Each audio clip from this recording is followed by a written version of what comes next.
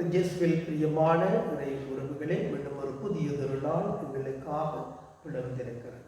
தந்தை, மகன், தூய ஆவியின் அருளும் ஆசியும் உங்கள் ஒவ்வொருவரோடும் நிறைவாக இருப்பதாக.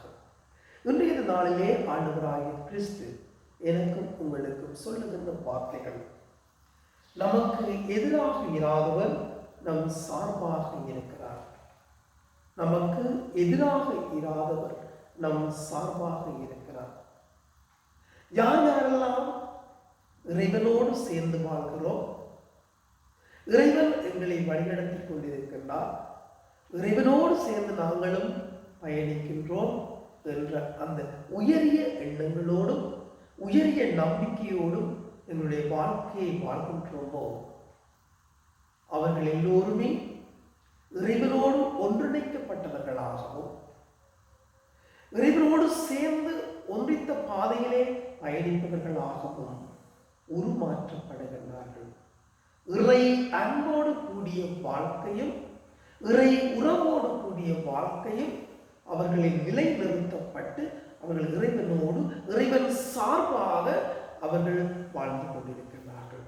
ஏனென்றால் இறைவன் என்னில் நிலைத்திருக்கிறார், நான் இறைவனில் நிலைத்திருக்கின்றேன்.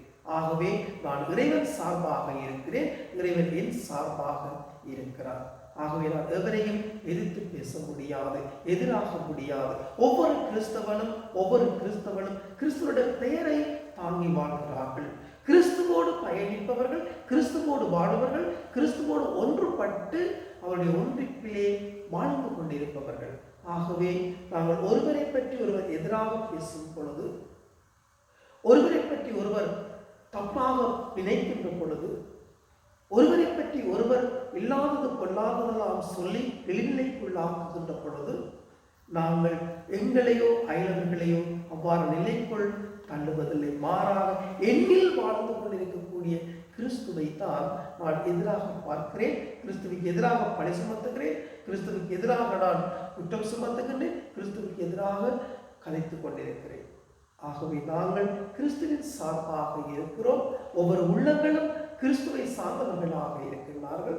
ஆகவே நாங்கள் ஒருவரை ஒருவர் மதித்து, ஒருவரை ஒருவர் ஏற்றுக்கொண்டு, ஒருவர் ஒருவருக்கு இன்முகம் காட்டி மகிழ்ச்சியோடு அமைதியோடு உடைய வாழ்க்கையை வாழ்ந்து இறைவன் சார்பாக எல்லோரும் வாழ்கின்றோம் என்ற தோற்றத்திலே வாழக்கூடிய நாளுக்குள் காலடி பதிப்போம்.